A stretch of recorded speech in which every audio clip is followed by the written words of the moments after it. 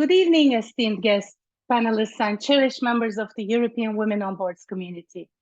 I'm Zeynep Yılmazun, Chair of the Individual Members and Events, and it is with immense pride and excitement that I welcome you all to a milestone event in our decade-long journey. EWOB celebrates 10 years, diverse leadership, remarkable success. This evening is not just an event, it's a vibrant celebration of a decade filled with groundbreaking achievements, persistent advocacy, and transformative growth. Over these 10 years, EWOB has been at the forefront of championing gender diversity in leadership roles. We've seen challenges turned into opportunities and aspirations transformed into realities. This evening, we honor that extraordinary journey and gear up for the future with renewed vigor and commitment. So as we delve into tonight's discussions with an incredible panel of speakers, let us bask in the glory of this remarkable decade. Today, we celebrate not just the achievements of the past, but the promise and potential of the future. This is a night to recognize the strides we've made, to learn from the wisdom around us, and to envision a future where diversity in leadership is not just an aspiration, but a reality. I extend my heartfelt gratitude to all of you for being part of this incredible journey. Your participation today, whether as panelists, attendees, or supporters, is a testament to your dedication to our shared mission. Thank you for making this 10th anniversary celebration a truly memorable one.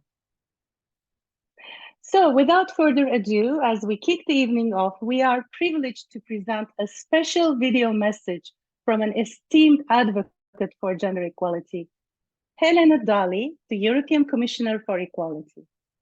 Commissioner Dalli has been instrumental in shaping policies and initiatives that champion diversity and inclusion across Europe, and European Commission has been a long-standing supporter of European Women on Boards. So please join me in welcoming Commissioner Dalli to deliver this evening's welcome speech. Esteemed colleagues, it is my pleasure to welcome you all to this special event celebrating the 10th anniversary of European Women on Boards. 10 years ago, your launch marked a significant step towards achieving gender balance on company boards across Europe. Your dedication to empowering women makes you an invaluable partner. For the past decade, you have been an indispensable voice and a trusted partner in our endeavors. The immense potential and talent of qualified women must be fully harnessed for leadership roles. This is because diversity in corporate governance is not just a matter of fairness, but also a catalyst for economic growth and innovation. This transformation cannot be achieved without cooperation with advocates in civil society.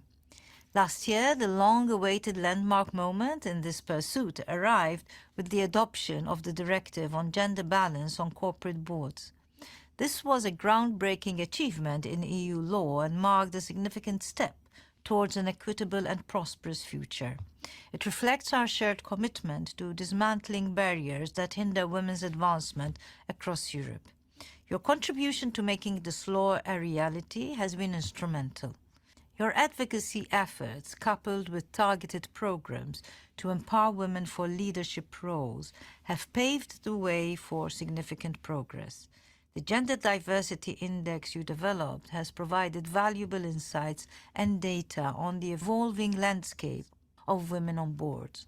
This is crucial in helping us identify areas where further action is required. I am committed to ensuring the effective implementation of the directive across all EU member states, addressing the acute disparities that linger. We will once again need to rely on our trusted partners to monitor progress, identify challenges, and develop innovative solutions to achieve our shared objectives. But I am more than confident that you are up to the task. Your expertise, passion, and unwavering determination have already made a profound impact on the lives of countless women across Europe. So, as we celebrate all you have achieved in your first 10 years, I'm grateful that we can count on your work for women across European industry for many more years to come. Thank you and congratulations. Thank you for those beautiful words. Next, we have the privilege of hearing from a leader whose organization has been a key ally in our mission at European Women on Boards. I'm delighted to introduce a video message from Anders Svensson, President and CEO of Konecranes. Through our long-standing partnership with Konecranes, we have witnessed firsthand their commitment to fostering gender diversity in leadership. Mr. Svensson's leadership and dedication have been pivotal in this collaborative journey, and we eagerly anticipate his insights on the future of gender diversity in corporate leadership.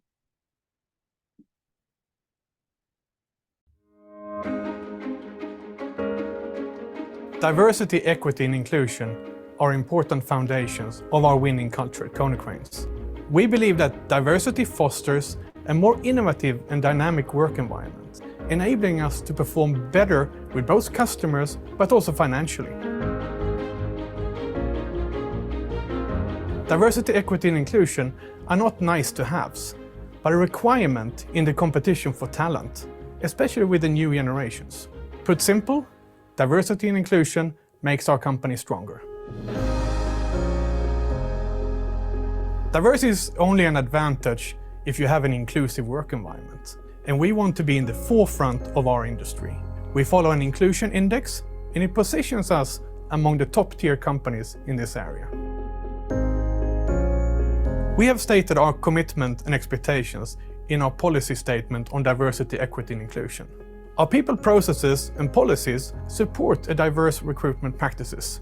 We identify diverse talents in our succession plans and support their development through different programs. One example is the EWOB mentoring program for female leaders.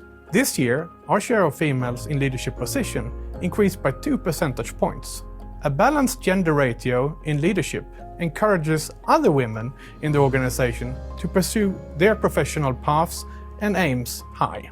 It also allows us to benefit from the competences that different genders bring to the table. In addition, we raise awareness through our own tailored trainings and internal webinars. In this, we have placed a special focus on unconscious bias that creates barriers for women and also underrepresented groups.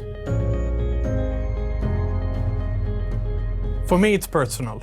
It's a part of my commitment to conducting responsible business, where people can have fair opportunities and enter a workplace where equity is the norm. Male allyship is crucial in the effort to achieve gender equality. It involves men actively supporting, advocating for rights, opportunities, and perspectives of women, and we should model inclusive behavior and support female advancement.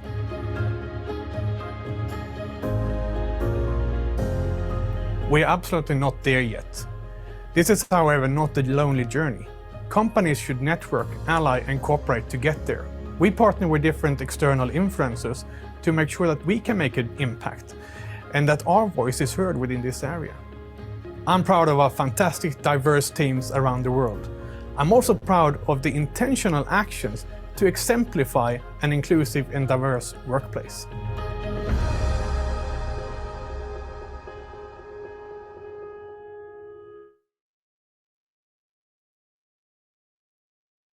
As the moderator for this esteemed panel, I'm very excited to kick off what promises to be a thought-provoking and inspiring discussion. So welcome all to Diverse Leadership, Remarkable Success. This evening, we are joined by a panel of distinguished leaders who have been instrumental in shaping the landscape of gender diversity in corporate governance and beyond. So first of all, I have the pleasure of introducing Aline Santos Farhat, who, in addition to being the Chief Brand Officer and Chief Equity, Diversity and Inclusion Officer at Unilever, also sits on the board of IKEA and the Victoria and Albert Museum. Aline has been a driving force behind Unilever's progressive campaigns and initiatives, advancing equity, diversity, and inclusion within and beyond the organization. She is also a very dear friend of mine. Welcome, Aline. Great to have you here. What a wonderful opportunity. Thank you so much for inviting me.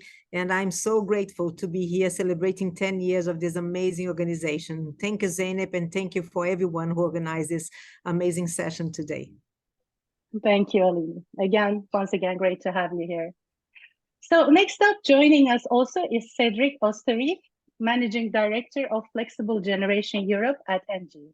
With extensive experience in the energy sector across various continents, Cedric brings a wealth of knowledge in managing diverse teams and spearheading transformational changes in the industry. We're thankful to male allies like Cedric, who use their influence to support gender diversity at decision-making level. Cedric, once again, great to have you here. Thank you so much for joining us today. Thank you for having me, Zeynep, and congratulations to your organization. I'm very grateful to be part of this evening with you. It's a pleasure for us. And last but not least, we are very honored to have Baroness Verma, Chair of UN Women UK, and a member of the House of Lords and Chancellor of Roehampton University. Baroness Verma's influential work in politics and her commitment to diversity and inclusion have been pivotal in driving systemic change. Baroness Verma, thank you for inspiring all of us with your work in the area of diversity and inclusion, and we are extremely pleased that you could have the time to be with us tonight. Thank you so very much, Zainab. And like the other panelists, I also want to congratulate you and the whole organization on your 10 years. I was struggling with a little bit of technology, but I made it, which I'm really pleased about. And I look forward to sharing thoughts with your the other two panelists, and especially with Cedric, because Cedric, I used to be a former energy minister. Yeah. Great. Great. I'm sure we're going to have great synergies from this conversation. And once again, great to have you here. So ladies and gentlemen, together, these panelists represent a wealth of experience and insights in advancing gender diversity. Their contributions in their respective fields are a testament to the power of diverse leadership. So without further ado, let's delve into this engaging conversation and explore the remarkable successes and future aspirations of gender diversity in leadership roles. So I'm going to start my questions first with Aline. So Aline, how do you see the complexities and challenges that women face in the workplace evolving since you started your career? Thank you, Zeynep. Wow. That is, that's a very interesting question. The short answer is that there are huge changes, thank God. Yeah, there are huge changes in the landscape of how women have been represented in companies and also in non-executive boards. But the journey has been hard and difficult. I remember my very own experience becoming vice president of Unilever in Brazil. That was 23 years ago. At that time, my boss said to me, you know, when I hired you for this job, vice president, you were not the first candidate. You were not the first one that came to my mind. You were not the second. You were the third. And I'm not so sure if you're going to work. So he didn't give me a lot of confidence to start with. But anyways, I took the chance. And then he said, okay, this is your office. And it was a beautiful office. And I asked him, where is the bathroom, the ladies' room? And he said, oh, you know, you are the first woman here. We never had a woman in this floor, in the board floor. So we don't have any female bathrooms. So I will talk to all the vice presidents and they will accommodate you so you can use our bathroom. Don't you worry, it's all settled. And I was like, what? Really? At that time, they used to have urinals on the walls. Yeah. So I said, I'm not interested in using that bathroom. So as vice president, my first decision here is going to be to build a female bathroom. And that's what I've done. And when it was finished, my boss came and put on the door, Aline Santos. Yeah, because I was the only woman on the floor. But what he didn't notice was that actually there were 8 secretaries, PA, that were there, sitting there for ages, and they were totally invisible. Even to this day, he could not even recognize that there are many more women sitting on that level without having a female bathroom. And of course, that was 23 years ago. And of course, now things have changed quite dramatically. But this is, an experience of a very, important company in Brazil 23 years ago. Today, I think that we have evolved so much. I think that Unilever, we learned some lessons. First lesson is that if you really wanted to change ED&I, if we want to change the numbers, you need first and foremost to have priority in the company. And we say that there is no priority without seniority. So if the CEO is not behind it, if the senior level is not behind this agenda, forget it. It's going to be super hard for you to move the needle. So you have to have the senior leadership into this agenda, making things move. The other thing that we say all the time is that you measure what you treasure. So when you start with a vision about where you wanted to go, be it 50-50 or whatever other vision, you have to start measuring it. Because measuring it, you can understand the progress that you're doing or the progress that you're not doing. And when you are thinking about this progress, you have to be very granular. So what I say is that no focus, no bonus. You have to be focused. You have to understand geographies. You have to understand functions. You have to be really granular to understand where you need to make a big difference. And then, when you think about your policies, your practices, your behaviors, you have to be systemic. When you are systemic, you are pandemic. You create something that is for everyone. It doesn't depend on passionate people about ED&I anymore. And now, from that day that we didn't have a bathroom on the board floor, we are now a company with 52% of women in the managerial level and 41% in a non-executive level. So we are, quite in a different place, and I'm very happy with that. Yes, indeed, thankful for that. And I love the messages around discipline and having systematic change. I think we're going to talk maybe a little bit more about that going forward, Aline. So thank you for that. And I'm over to you, Cedric, now with the second question. What measurable outcomes have you seen as a result of gender diversity efforts in the past 10 years? Yeah, I think I would want to build on what Aline just shared. And I want to start probably by saying that I see the glass being a bit more than half full.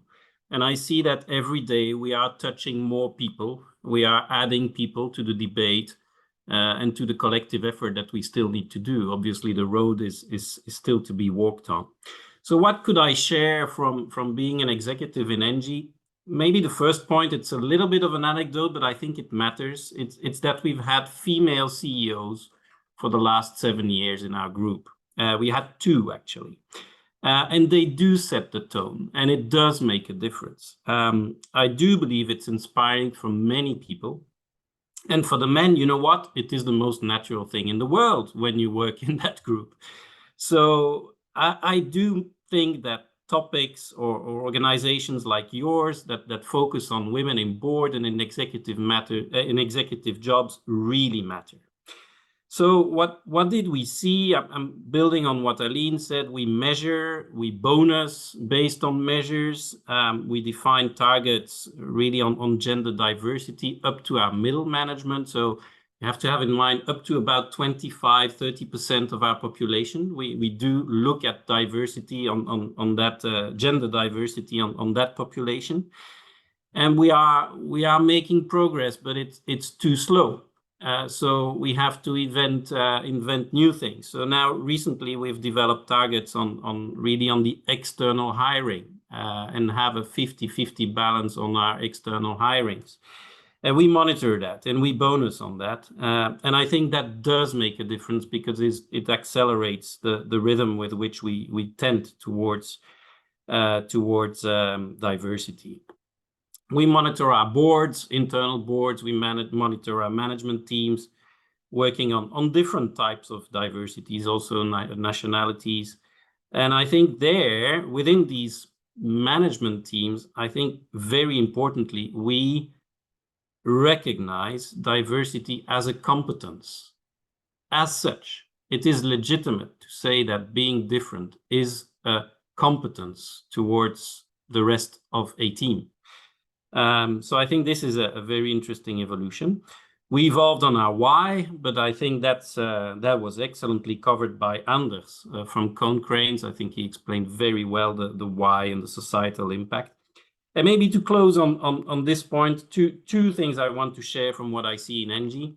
First, we are really opening the debate to more and more people. We offer trainings, we offer conversations, fora to more and more people, and people are massively interested actually to talk about this subject.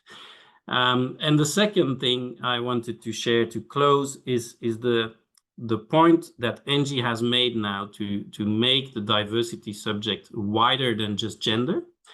We have recently updated our whole policy, and we've opened it to backgrounds, generations, abilities, sexual orientation. And I think that has really helped in the legitimacy of the debate, because that is how you bring more and more people to this subject, which is a societal subject and which is a really current theme.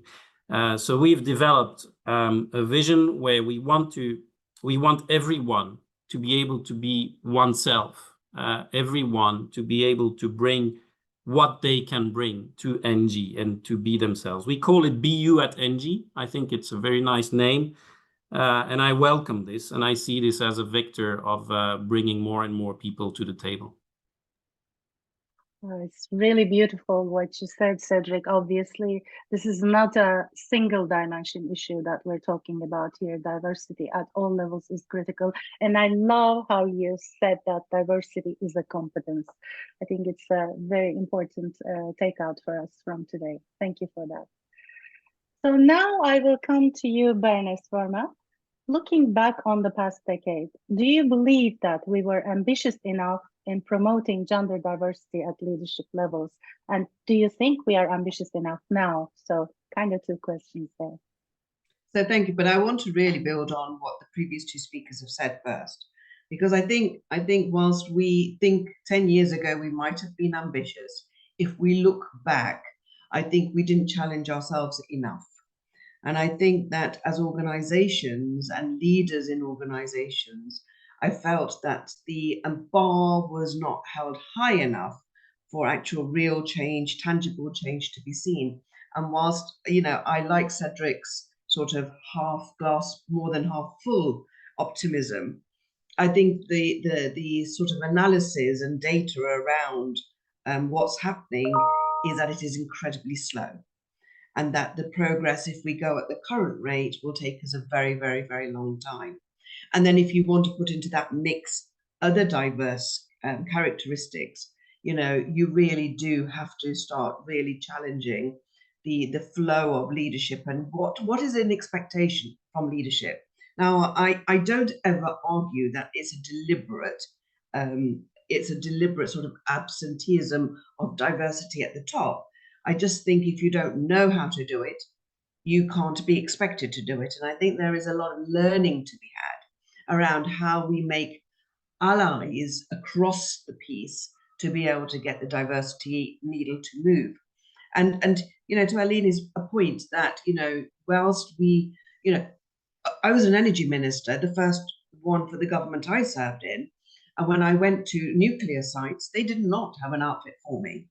And, you know, when you're togging yourself up in a one all with great big heavy shoes, they had to really search hard to find one to fit me. And I think it's those little nuances that people of expectation that we don't actually factor in. So the minister is coming, but are we prepared? Oh, let's scramble around and find what we can find.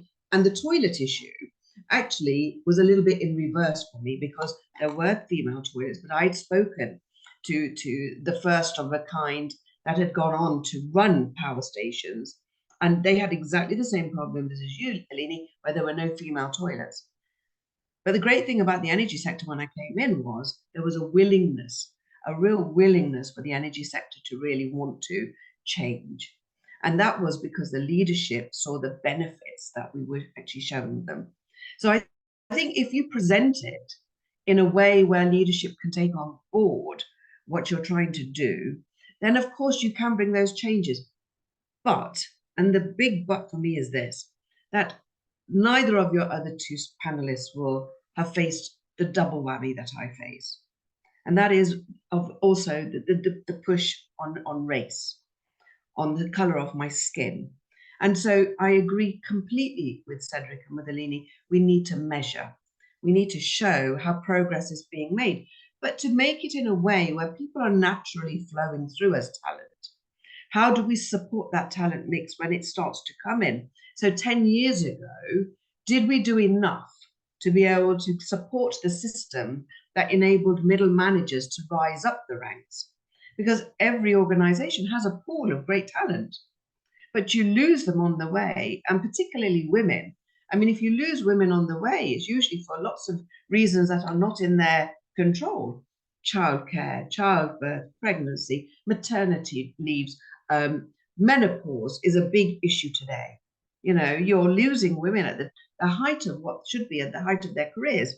So there is a lot of learning to be done, but we don't necessarily need to make it the bogeyman in the room. What we need to do is make it actually, and I think it's I liked the terminology as a compliment.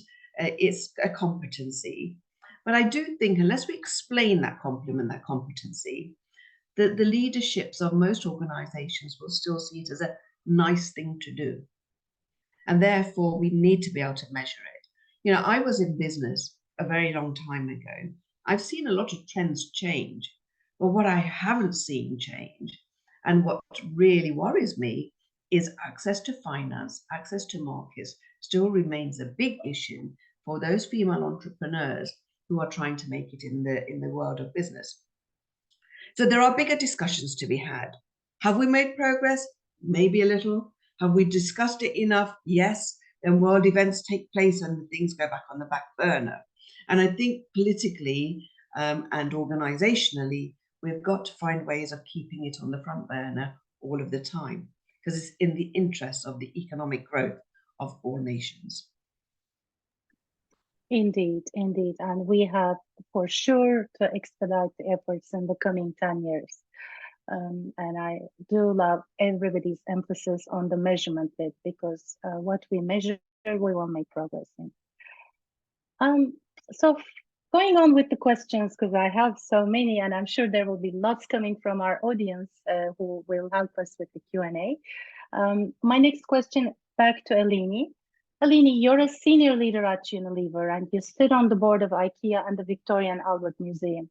So how has gender diversity within the boardroom influenced company decisions and performance? Right. So it's well, I'm in those boards and some others as well. So yeah, my life is full of them, and I love all of them. But in all of them, this is one of the first questions that I ask when they are interested in me and having me in the board.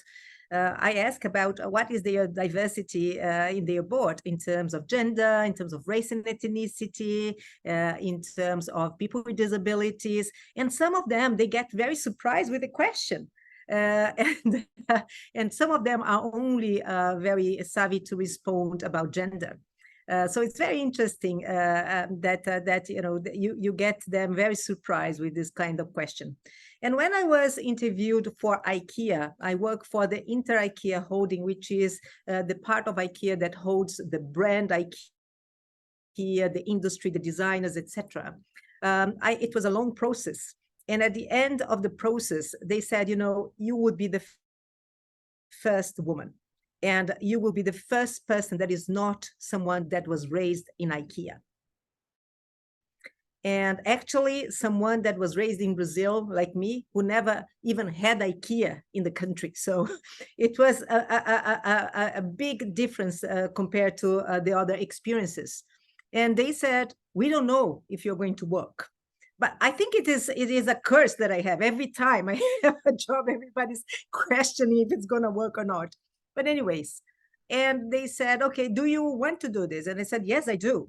But you have to promise me, if it works, next year, you're going to have another woman. And the following year, another woman. We have to bring gender balance. And indeed, it has worked. And indeed, they brought more women. And, you know, this is progressing. And I think think that the women that are coming, me, Veronique, who is my partner there in crime, I think that we bring other angles to the meeting that I think all of them can recognize. I don't want to call the female leadership characteristics because I don't want to create a stereotype of what is a female because we are all different. But I think that there are a few things that we do in a way that is quite remarkable. The thing that I most like seeing women do is how we lift the energy of the room and how we help people to do their best. So especially when you are in a board, people come with a problem or people come with a challenge, and some board members like to do to ask so many questions and put people down and make them feel inappropriated for that topic. And what I've been seeing women more and more is asking questions, but to help the person and lift the person and energize the person, make the person feel more empowered. And maybe this is something that I'm seeing across many boards, because many of us, we suffered from those kind of boards that have interrogated us and sometimes disempowered us. So this is, I think, an amazing characteristic that I'm seeing across the boards. And I'm seeing my colleagues, my male colleagues, also learn about that. We talk about that, actually, because I think it's important for everyone. We want everyone to be at their best. So maybe making people feel energized is something that I think we are doing quite well. But, Victoria and Albert Museum has 50-50 in their board. It's a fun bunch. IKEA as well. People ask me, Aline, every time you post something about IKEA or Victoria and Albert Museum, it looks like that you're having so much fun. And indeed, I'm having so much fun, and the business are thriving. And more and more, I think people are understanding the value of diversity in those boards. Amazing, amazing. And you do look like you're having a lot of fun, so that's great. And I love the story you told about asking there to be another woman on the board. I think this is a very important mission for every woman that gets a senior role, to make sure that she paves the road for other women to follow as well. So thank you for sharing that with us. Cedric, when you were talking earlier about ENGIE, you were telling us a little bit about these amazing initiatives that you have, which have led you to have several female CEOs as well. Can you please share with us a specific initiative that has successfully fostered gender diversity at ENGIE, so that maybe we create an inspiration for other companies that are listening to us? Yeah, thank you, Zeynep.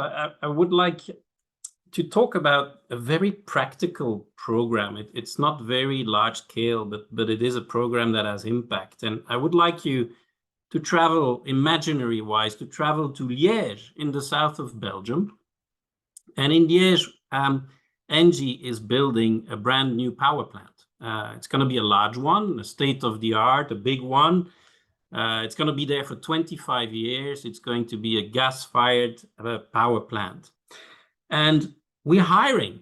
I mean, this plant is going to be running in 2025, and we are hiring. So now imagine first an existing power plant, an existing one, and imagine the culture there. We have engineers, we have technicians, we have supporting functions, obviously.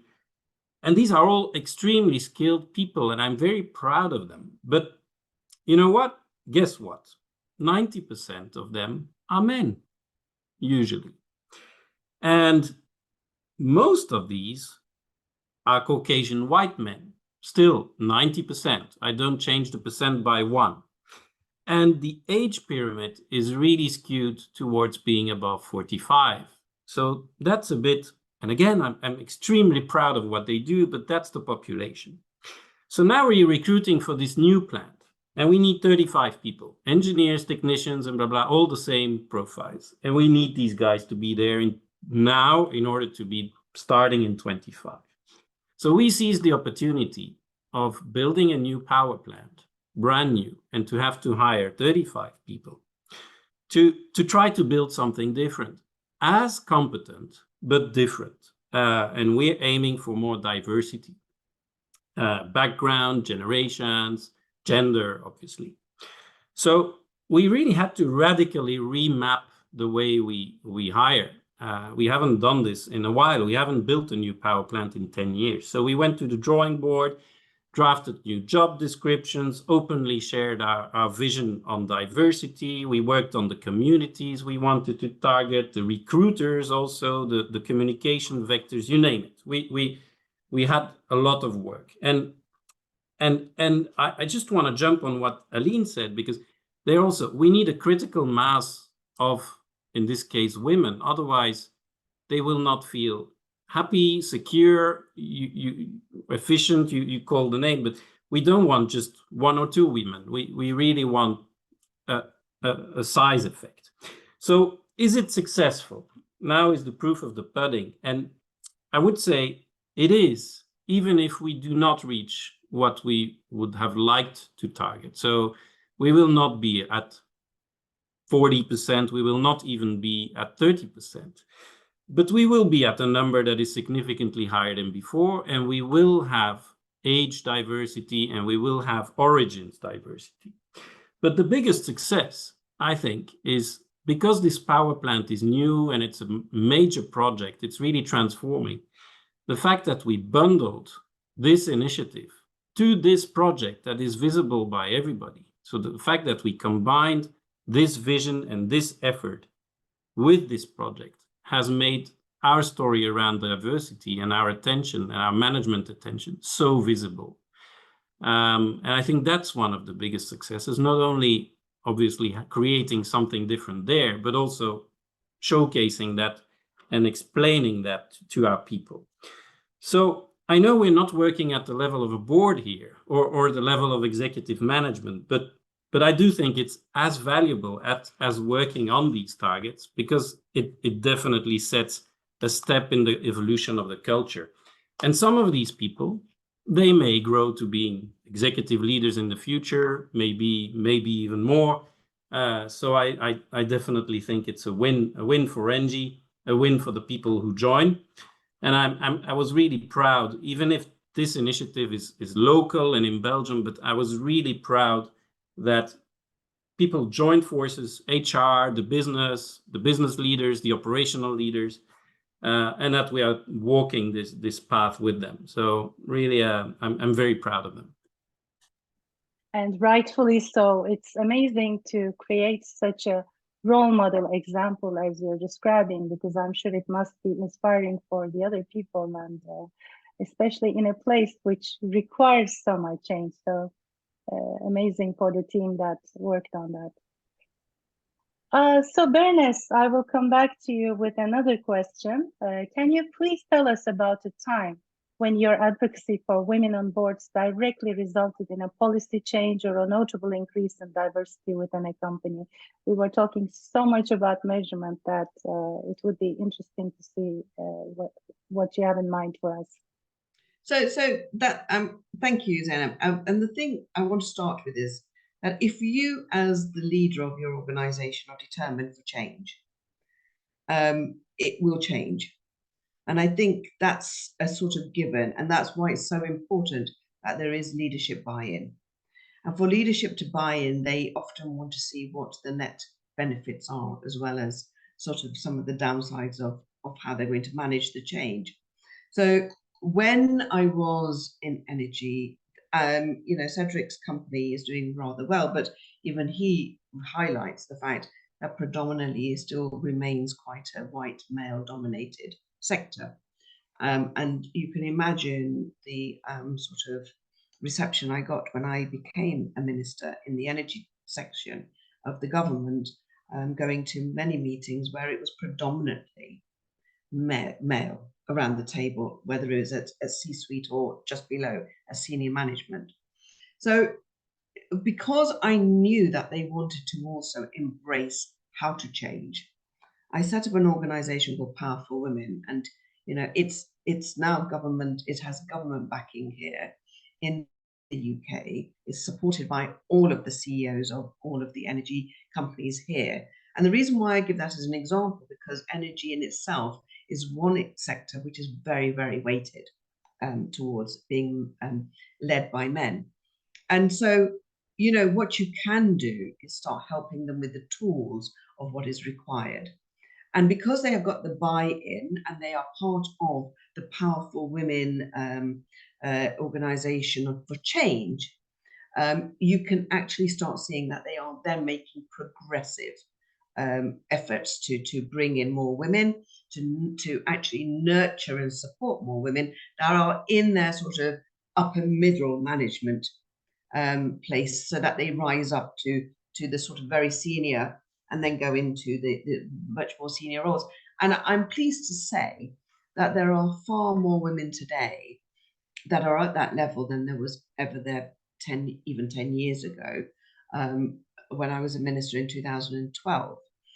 The second thing that I think, if we want to look at measurables, is to look. I chair a renewable energy company in Africa, in East Africa, and one of the pledges that I took from the CEO was that at least 50% would have to be senior women at the top.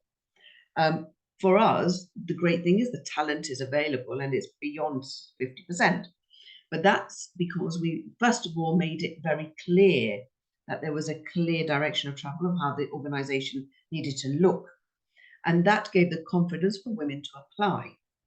And I think there is that sort of balance that you have to get for application for the role. If women believe, or people believe from diverse backgrounds, that they're going to have a real opportunity to be able to get the job, to get the role, then they will apply.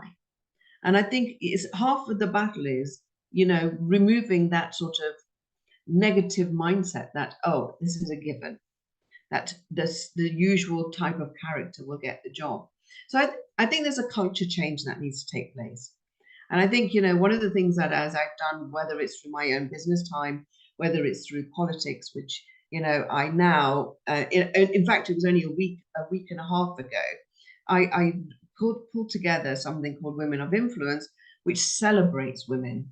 It gives a platform for women who have, through challenges, broken down barriers and risen to the top. But their backstory, and Aline, is what you say, the storytelling is the most important thing for other women, but most importantly for the men in the room. Because the men in the room, once they hear the challenges and how their organizations may have those blockages without them being aware of it, then they start to readdress that issue. And I think there are some clear things that you can do just to remove obstacles. So by celebrating these women, and I celebrate 10, phenomenal backgrounds, phenomenal stories, you know, it really gives hope to aspirational younger women coming through the ranks. It gives a real sense of direction for the senior people at the top, predominantly men. And it gives an opportunity and a safe space for networking and conversation. So I think you can do lots of very small interventions that help change a much bigger dynamic.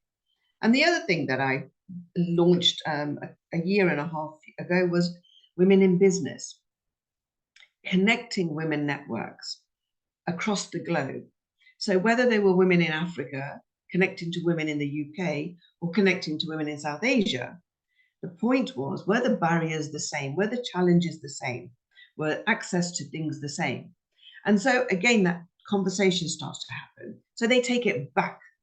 And I think those are the sort of things that, you know, when you start to get the real data underneath it, I think we will start to be able to really see whether you know, there is a societal, cultural shift, and does that coalesce with the economic shift going on in those countries. I think there is a measurement to be had there. Indeed, some beautiful themes of support, of spearheading, and also providing networking opportunities that you mentioned for us that we will take back with us. Thank you, Baroness. So once again, coming to you, Aline, how does Unilever plan to continue its progress in light of the Women on Boards Directive, both at the board level and other leadership levels? Yes, I think that, you know, once we achieved the gender balance in 2019, and we started to focus on other underserved communities, as I was mentioning, a big focus on people with disabilities, race and ethnicity, sexual orientation. We started to evolve our thinking, and then we realized that, wow, look at our policies, look at our practices, look at our behaviors. They were done like 50 years ago. And with all due respect, they were written by a group of very homogeneous white men that didn't have any kind of challenges in their lives regarding those aspects that I just mentioned. So do we have the right policies? And when we started to think about that, we started to think, you know, this is time for us to shift, to stop thinking about equality and start thinking about equity. And, you know, there are very similar concepts, but they are important in terms of, it's important to highlight the differences. The way I describe to people in a very simple way is equality is if I decide to distribute the same pair of shoes for everyone in the company. So everyone is going to get same pair of shoes. But equity is going to take into account what is Zeynep's size, what is Aline's size, something that fits my feet. Right? So what it means that we have to look at our policies from a different lenses, from lenses that are taking into account people that are not white men. So if I'm a woman, yeah, what are my needs? Yeah, are my needs reflected in the policies? If I'm a woman of color, are my needs reflected in the policy? If I'm a woman of color, if I have any kind of disability, all these kind of aspects, we never look at our policies from that angle. So what we commissioned to do with EY, it's the first time that we are doing this. It's a pioneering work, so I'm sure that there will be lots of challenges for us. But what we decided to do was to focus on 20 key competencies and review all the policies, practices, and behaviors from the lenses of these 4 underserved communities. And voila, lots of things that we were doing were not covering the needs of those communities. Lots, from the way we recruit, from the way we nurture them to grow in the company, from the way we deal with expatriation packages, medical services, so many different aspects were unfolded. And now, you know, we are creating a program that is going to be multiple year program, because there are lots to be done, where we are going to start revising all those policies. And what we are trying to do as well is try to revise those policies and leave those policies open to anyone who wants to take those policies. When we were in COVID times, I remember that, you know, the violence against domestic violence reached, you know, all sorts of numbers, and that was not only against women, it was against men, it was against children. It was horrible, it was horrendous. And I was asking myself, have we done something good in our policy for domestic violence at Unilever? And when I revised it, I didn't feel it was good enough, and we changed the policy. And we created a policy that I think it was much more supportive of anyone who was suffering from domestic violence. And I asked my CEO, can I leave this policy open to any company who needs a policy? And he said, yes. And now 800 companies are using this policy. So, you know, sometimes the companies don't have the infrastructure, the size, the resources to do that. So if we have, yeah, shall we share? Because I think ED&I is such an important area that we are struggling so much for so many years that we will only accelerate if we really share among ourselves, if we allow people to access things that we have already learned, so that they don't have to reinvent the wheel again and again.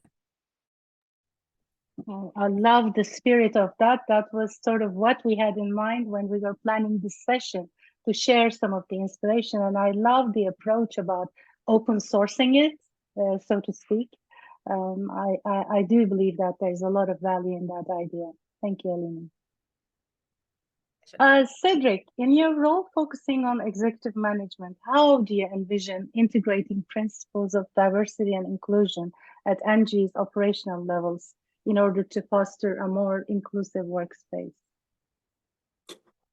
Yeah, thank you, Zeynep. I think this is a bit personal, but I'm happy to go there. You know, so I guess what we're talking here about is the link between the top level of the group and the top vision, all the tools that are being put in place, and the vision, the link between the level, the high executive level, and the operational level, of which I talked about a bit earlier when I discussed also the Liège power plant situation.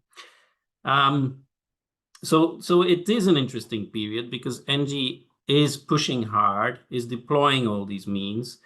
And what we see is that it's at the point where it is taking roots on the operational base, on the industrial base, but it still really needs a lot of additional penetration, a lot more impact. And I can easily say that the gender balance even within my team, which is already closer to operations, and within our business, is really not where we would want as ENGIE it to be.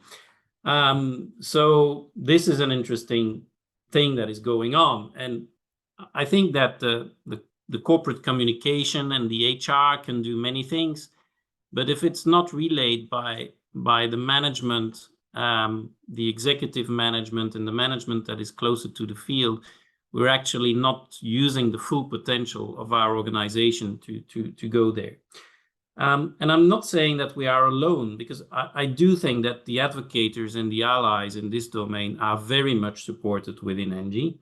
There's a clear ambition, there is visibility, there are programs, so we are being given the tools. And there is this multi-dimensional approach on diversity, which I completely adhere to. So what do I do? I think that was your question, and I believe in authenticity of leadership. I do bring inclusion to the table, to the business, and I try to do that with words that I find honest, that I can connect to, that are relevant to the basis, to as many people as possible. I do recognize that I still have a lot to learn in this domain. So more recently, I've aimed to talk more to colleagues and peers, and more specifically also to female leaders for feedback. I think this is something that may help me. Today is the first time that I speak on this subject outside of ENGIE. I regularly speak on the topic within ENGIE, but this is today the first time I do also outside of my company. And I also took on mentoring of a female executive from another company. So I'm taking the steps outside also, and probably I'll make that visible to my teams also. I think we need to sponsor informed people to talk to our teams. That is helped. We get help from the group for that, for external resources. And so the thing that I need now is to build a common language on this topic with my close team and the middle management, I would say, to a population of, let's say, about 100 managers. So I think that's important now, to build that common language. And then very importantly, when you go to the field, it's about being concrete, being measurable. So I aim for pragmatic, visible progress on a not too long horizon. So defining plans on 1 or 2 years. This and this and this we're gonna do. This we can measure. This is the way that operational people work in the business, and that's how you replicate it on such a subject. So you would see in our program, obviously, the one that I discussed on the power plant in Liège, but also setting training cohorts, doing a pay gap analysis, very important, very visible, very easy actually to do, and I think a matter of equity, a matter of principle, that is in a way easy to do. So achieving results is very important when you go to the operational level. Well, what gives me confidence is when you get at it and you crack your program through the organization. You see that people take pleasure on discussing the theme. They can be sometimes quite passionate. Some people don't always agree, which is also fantastic. But at least they have an opinion. and different opinions on how to do this. And what you notice is once you've committed, you can't go back. You are there. You really need to honor what you said. And that's also, I think, where we as leaders need to be. Now, once it's launched and you triggered people, you have to deliver. You can't stop. Yes, so true. Once we have spoken about it, there needs to be action that follows. Yeah. And Cedric, I'm so thankful that you decided to share all this experience with us. It is very precious. And I feel very honored that we are the first ones outside of ENGIE that are listening to all this experience you bring to the table. Thank you for that. Okay, Baroness, we have talked a lot about storytelling. So to you, I'm going to ask, from your experience, what are some of the most compelling success stories of companies that have not only complied with diversity directives, but have also reaped substantial benefits from doing so? So I think we have to take it in its relativity of the organization. Some start at a better starting point than others. Some are still struggling to actually acknowledge they have a problem. So there are so many different layers and so many different examples. And it comes down to ultimately, what does the leadership of the time want to do? And even a small change in an organization that is so far behind actually can be measured as a real success story going forward. And it could be that, you have an organization that's pretty well doing all the right things, but still wants to do more. And it's like Cedric's story of, the new power plant. We know what the issues are. How do we change the narrative? So I think for me, it's not just about, saying, well, such and such a company has achieved 50%, 55%, 60%, if they were starting at a better base. So I think what we need to be able to do is never, I'm of a principle that I don't berate organizations that are not doing well or haven't done well, or the leadership is poor. I always go on the basis that if they have better information or have better ways of doing things, they will improve their organizations. I advise the Institute of Directors for India on corporate governance and sustainability. And one of the things that has been implemented there is that they have to have a woman on the board. In India, there is a compulsion that you have to have a woman on the board. Now, what the quality of that woman is has to be the question. And so I think sometimes we can't just do things because it looks illustratively great on paper. And that's why it comes back to, how do we measure? What base do we measure it from? And, I can say genuinely with a hand on heart that some of the struggling businesses that I've seen who've actually grasped the nettle to want to make changes have actually made changes against the backdrop of so many challenges facing them from other organizations not wanting to engage. So we have to ask ourselves too, and I'm pretty certain Aline does, on your supply chains. Are your supply chains in sync with what you're trying to do? How do you help your supply chains? So that the cascade effect starts at the top and starts to cascade down. So the answer to your question is not a straightforward one. I could reel off a lot of organizations, and I think I would then not give credit to the ones that are still way behind, but are trying. And I think for me, that's the important thing, is that, are you measuring what you're doing? How are you doing it?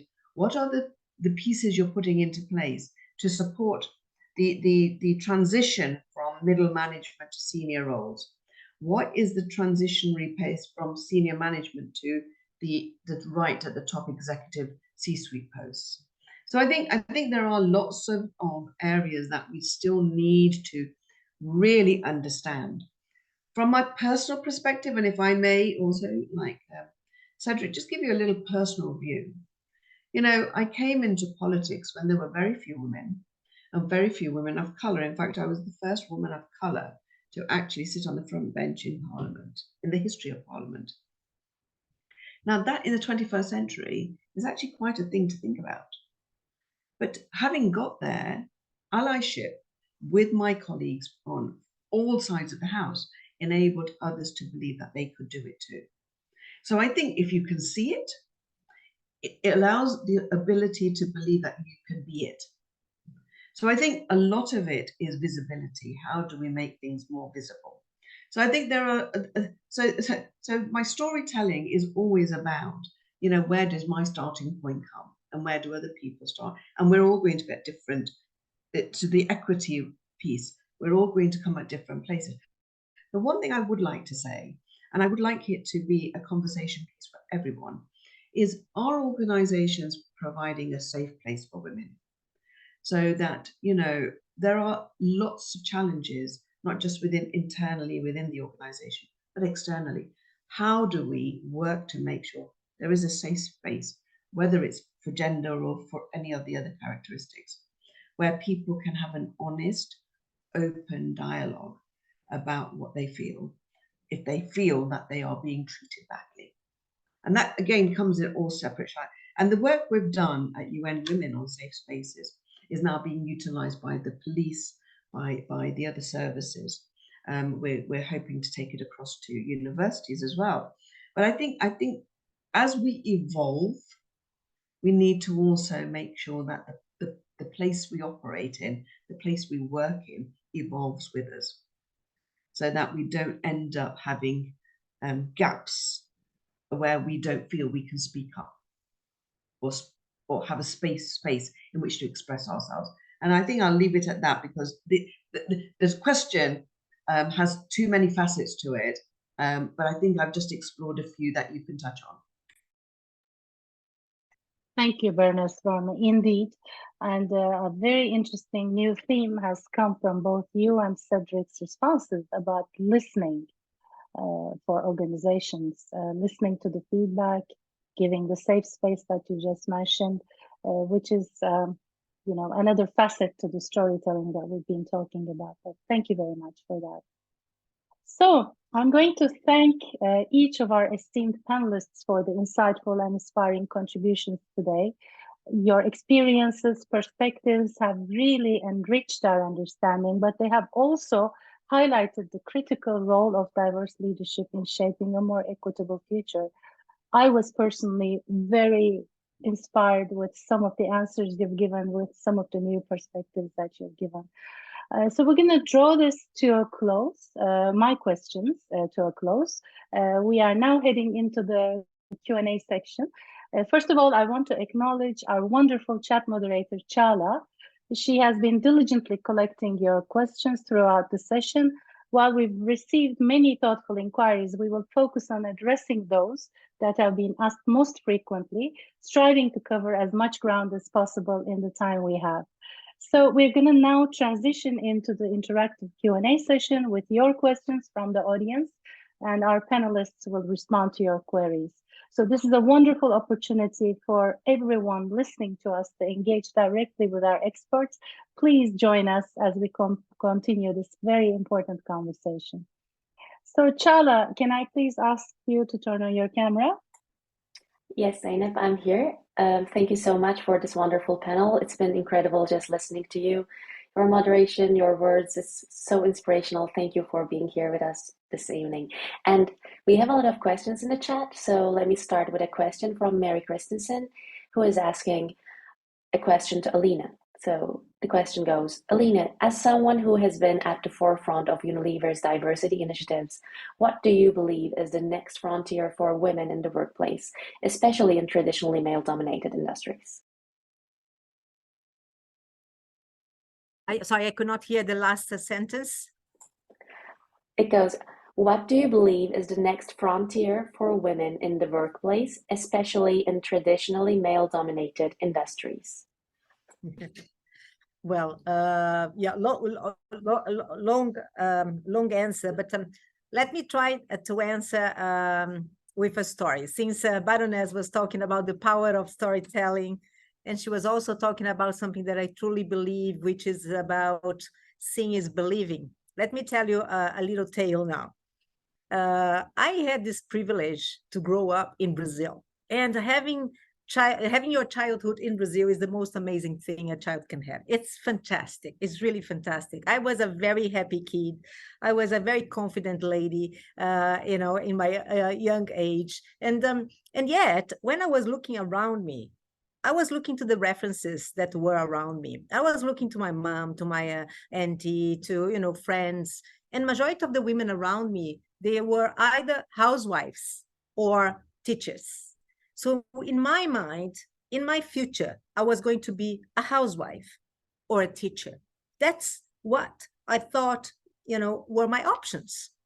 But one day everything changed, and a movie from Hollywood came to Brazil.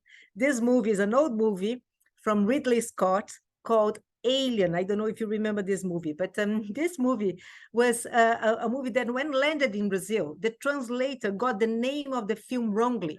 So instead of calling it Alien, they call it Aline, which was my name. And Aline was, you know, now a monster because Alien was a monster. So I received all sorts of bullies, you know, bullying at school. I was really troubled. People were saying, Aline the monster, Aline this, Aline that. And my mom said to me, Aline, just go to the movie and watch this and see what it is. And I went. And to my surprise, that movie changed my life. Because to my surprise, I saw a woman that I'd never seen before. That woman was Sigourney Weaver. She was playing a role as Sergeant Ripley. And there, she was showing to me that actually a woman could be a leader. A woman could be leading that spaceship. A woman could be killing all the monsters. A woman could be so much more. And it was like a wake-up call. Aline, wake up. You can be whoever you wanted to be. And I knew it was just a movie, but that made me think completely different about myself. And yeah, and here I am, not a teacher and neither a good housewife. But what is the point about this? The point, coming back to your question, is that I think that the future for women is whoever you want it to be. I think that one thing that I ask people, and I tell people, especially young people, don't allow anyone to define you. Don't allow anyone to put you in a box. And especially, don't allow yourself to put you in a box. Because sometimes, yeah, we put ourselves in a box. So don't. Be open. Yeah, everything is possible. And by the way, you are so much more than you think you are. And you only realize this with age. So I would like, you know, more women to realize that they can be whoever they wanted to be. Don't allow anyone to say that is the maximum you can go, or you cannot do that. Don't allow that. If you believe in that, just go for it. So the future for women in business is whatever women want it to be. Thank you so much, Alina. That's just a wonderful answer. It reminded me of Dr. Gary Grouse, who said, children cannot aspire to what they don't know exists. So it's very emotional that you shared this experience. Thank you. Now on to another question. This one's by Dirk Melcher, who's asking to Cedric. Cedric, in terms of leadership development, how is ENGIE ensuring that women not only reach top positions, but also thrive and lead effectively once they are there?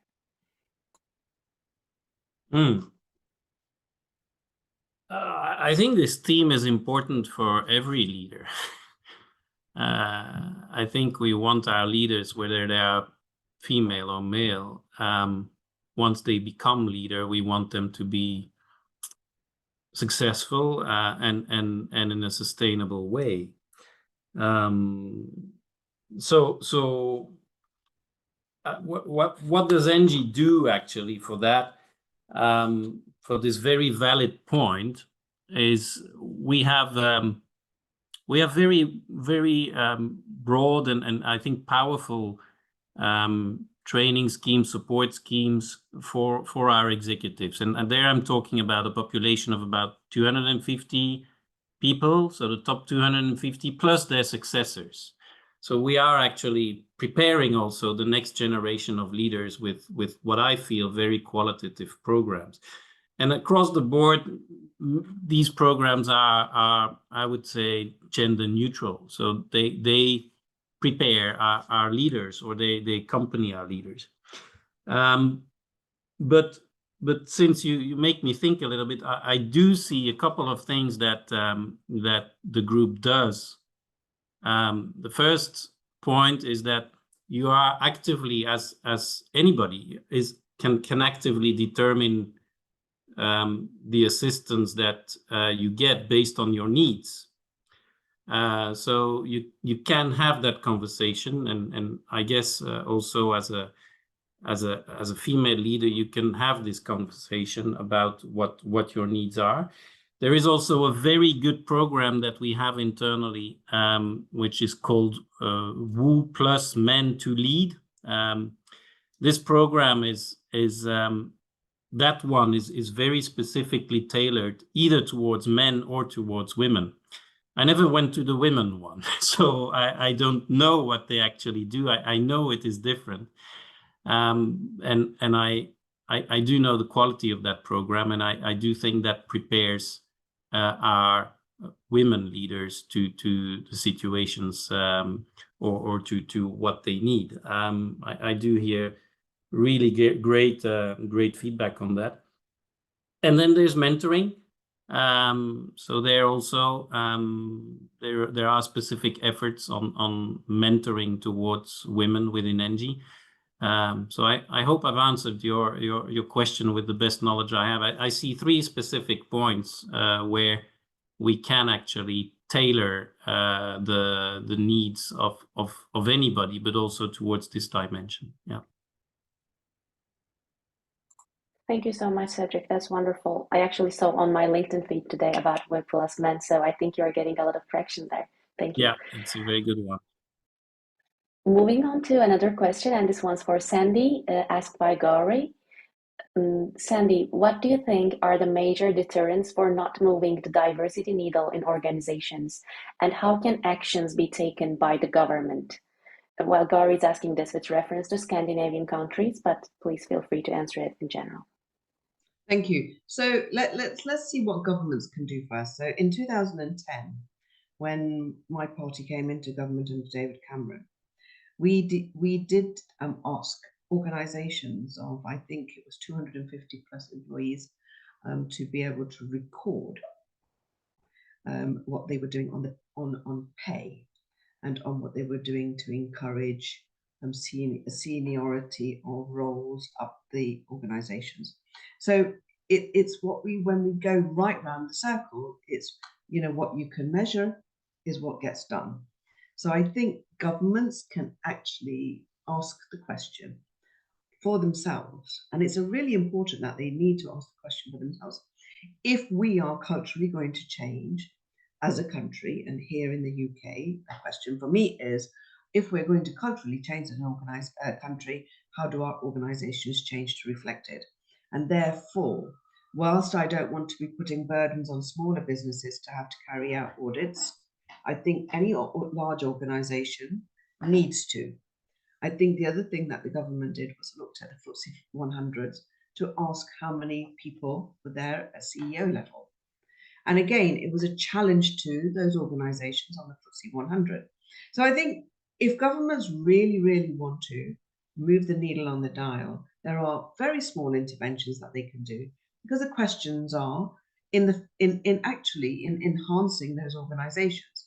So I don't want to put a burden on smaller organisations, because, you know, red tape, form filling is quite arduous and they don't have the resource, but large organisations do.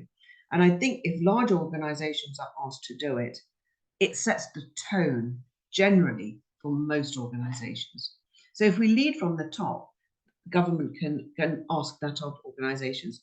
They tried to do it with race. I'm incredibly disappointed that that's not happened, that we have not been able to audit the disparity between pay.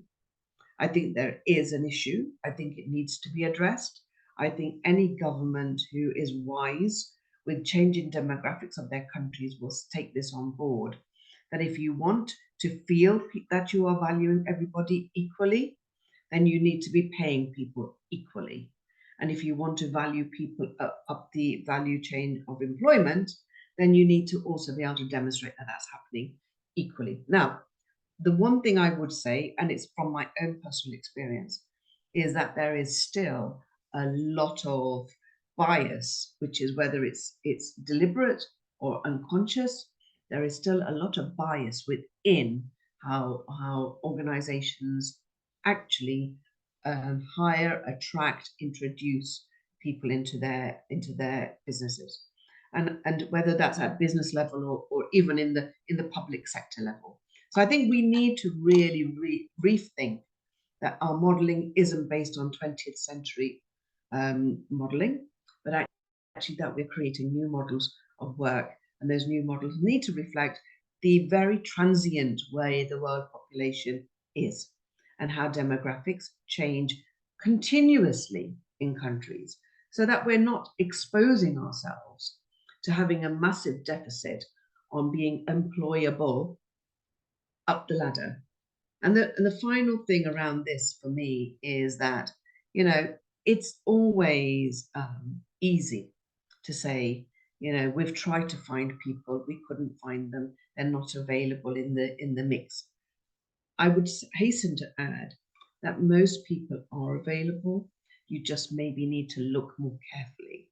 And if we go back to a comment I made earlier, if you don't believe you can apply, you tend to disapply yourself out. And so we need to create the space where we believe that even if we don't get the role, that it was because there was somebody in a better position, but the ability to apply should be as equal to me as an individual as it should be to anyone else. Now that's a cultural shift, and we've got a hell of a lot of work to do around cultural shift. You know, sadly, we've got some very enlightened leaders, thought leaders on this panel today. Majority of people, unless they are challenged on it, don't recognize it. So we have to be quite brave. And I always say, look, as I get older, I become more cantankerous, less bothered about what people think of me. I'm 5'2", I've got a large voice, and I'm 64, and I really don't give a damn. So I will go into a room and challenge if I don't think that it's changing. If I was me 20 years ago, my advice would be brave. Be brave and challenge it today, whilst you've still got 20, 25 years of your life in which you can enjoy the potential you can give. Thank you so much, Baroness Verma. Like, your words spoke to me, and I think they spoke to a lot of people in the audience. Thank you so much. And moving to another question by one of our valuable EWOB members, Ildiko Sas, is DEI is a global aspect, and this question is for all of our panelists. And she's asking, DEI is a global aspect, but it has different levels of development and progress in different geographies, depending on local cultures, prioritization, policies to support it or not, etc. In the panelists' view, what's an efficient way to accelerate the progress on DEI in the countries who are behind? What are the strongest areas of influence that we could leverage on?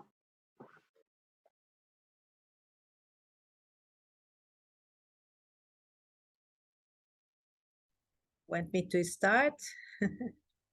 Please. Okay, so I'm going to share the experience that I have at Unilever, where we are present in more than 190 countries. So it's almost like UN, Baroness. Not there yet, but almost. So we have to serve, you know, lots of different countries. And one of the North Stars that we have is that for each of the countries that we are in, we wanted to represent the population that we are serving in that country. So in Brazil, if 60% of the population is a Black population, that is the sort of representation that we wanted to have in our business. And, you know, in the UK, if it is 16%, that is the representation we wanted to have. So the North Star, is always like, who is the population that you're serving? How they are? Are you representing them in your company? Because only when you are representing that population in your company, you can really do a good job. Yeah, you can really understand what is required. And we do that looking to 4 different angles.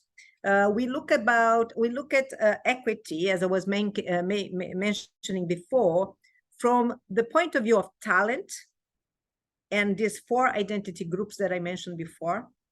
We look at that from the point of view of how we are representing our brands in advertising, not only the advertising that we put on camera, but behind the camera, who is producing our advertising as well. We look at that from the point of view of innovation. Are we creating innovations that people who have some vision impairment can use? Yeah, questions like that. We have another bucket that is the equity of supply chain. Do we have suppliers that represent the communities that we wanted to have in our company? And at Unilever, we dedicate 2 billion for suppliers for these underserved communities. We wanted to have more. Yeah, we want to give a chance for people who never have a chance. And last but not least, what is the work that we are doing in the communities? Are we focusing our money, our dedication to the communities that we also wanted to serve? So 4 buckets, yeah, the talent bucket, the brand bucket, the supply bucket, and the communities bucket. And we do this in a way that is global, but at the same time is local. So we are always measuring to the size and the importance of the different communities in the different markets. The area that is most contentious in this area of ED&I, when we talk about different countries, is not gender, is not people with disabilities. Somehow, sometimes, yes, race and ethnicity is a little bit more contentious, but the biggest one is sexual orientation. Sexual orientation is really contentious. And what we've done is we created a matrix to serve majority of our countries. And the matrix is very simple. The matrix, one axis is talking about, is it legal to be part of the LGBTQI plus community or not? And the other axis is about society. Is society open for that? It is something that society embraces, or if it is something that society is completely against. Because sometimes it is legal, but society is very close and they don't want it to accept. So we create these 4 clusters, and for each of these clusters, we have different countries, we have different practices that we produced for them in order that they can stimulate and push the envelope here. We wanted to be more progressive. We wanted to have representation everywhere. And of course, sometimes because of the laws of some countries, this becomes more contentious and more difficult. But every time we can, we are always pushing. But as we say in Unilever, horses for courses. So depending on where you are, we are catering you a set of activities, behaviors, policies that are right for the contingent that you wanted to serve. So that's how we do it. Thank you so much, Alina, for that wonderful answer. Baroness, Cedric, if you have any inputs you'd like to add, I think we have time for one last quote or sentence. If I can just very quickly, before Cedric comes in, if I can, because I know of time, what I would like to say is that, these discussions should start very early in life. If we remove the sort of barriers that create bias from an early age, you actually can travel through life knowing that at the other end, people will already have had that discussion. And I think if we can just start having that debate earlier, seeing the benefits. I always say, when children are born, they make friends in a playground with everybody and anybody. And suddenly, as we create the challenges, we expose the children to those challenges. And so, and the only story I'm going to recall, and I'm really sorry, but if I recall it, it'll give you an indication of how bias sets in, is when my daughter, who was an avid reader at 6, was challenged by her headmistress of why she needed to read the next level up, was because she'd read all the books in her year. Was, well, you Asian parents always believe your children will be doctors or engineers. Now, that came with a big baggage, which was very uncomfortable for me to hear, but it also made me realize the perceptions and the preconceived ideas of the person sitting opposite me. So I think if we can unthread some of those biases as children grow through life, you'll probably find that when we get to Cedric's age or Aline's age or my age, that, you know, we actually will accept that everybody has an opportunity in the same equitable way that Aline wants the world to be, I would like to be. So I'm just going to leave it at that as just a little throw into the mix, because I'm pretty certain Cedric will have the last word on this one. That's a huge task, Baroness. No, I just wanted to add one thing on what Aline said. I think respect is always at the center of, I mean, different countries, different things you can do. We have plenty dimensions on the program. And I agree, you cannot work on all the dimensions in all the countries, but there is a point that we ask everywhere in the group. It is to respect everybody. No offense can be given, even in a country where sexual orientation is a difficult topic. Nobody working for ENGIE within the work environment should be harmed on that topic. And I think that that's a value, that this is what we aim to bring when the dimensions cannot be fully worked upon. So the only addition to what Aline said, but thank you. That's the end of our Q&A session, I think. Thank you all so much for the answers, and moving to Zeynep now for the closing remarks. Thank you for this wonderful panel. Thank you, Chala. And Aline, Cedric, Baroness Verma, you have been amazing. Thank you so much. I personally could sit here and listen to you for the next 3 days, but unfortunately we're coming close to the end of our time. So thank you so much for enriching us with all these comments and your heartfelt anecdotes and stories. So, ladies and gentlemen, esteemed panelists, all the incredible individuals here today, as we draw this remarkable celebration to a close, I personally stand before you filled with gratitude and a heart full of hope. Tonight, as we commemorated a decade of European Women on Boards, we not only celebrated our past achievements, but also set our sights on this exciting road that lies ahead. I personally want to express my deepest thanks to every woman and man whose dedication, courage, and wisdom have made this celebration possible. It's because of your commitment that we've seen significant strides in gender diversity across the corporate landscape. Together, we have built bridges, shattered glass ceilings, and laid down the tracks for the future leaders who will follow in our footsteps. Yet, we must acknowledge that our journey is far from over. The path to equality is long and winding, and we still have much ground to cover. But we will not let that deter us. Instead, we will let it fuel our resolve. So we are clear-eyed about the challenges we face and steadfast in our pursuit of solutions. Today, we've had some amazing discussions, some very important themes have emerged. There have been some stories that have been shared, and the visions we've crafted serve as a beacon for the work that still needs to be done in the next decade. So I call upon each one of you on the line, listening to us wherever you are. Let's take the insights from today and turn them into action. Let's pledge to be mentors. Let's pledge to be sponsors, allies, and advocates. Let's commit to fostering environments where diversity thrives and leadership is accessible to all, regardless of gender or any other kind of bias. Let us join forces with government, academia, industry to create a synergy that propels us toward our goal of equal representation. So in the spirit of the phenomenal 10 years that have passed at European Women on Boards, let's step into the next decade with determination and joy. Let's continue to work together, to learn from each other, to support one another.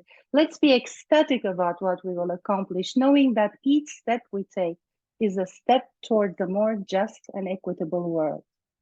So thank you all once again for being a part of this journey, for being a part of today's event, and for all that you will undoubtedly do moving forward. Here's to the next 10 years of European Women on Boards, to the progress we will make, and to the history we will write together. Thank you, and let's move forward with hope and action. Good night.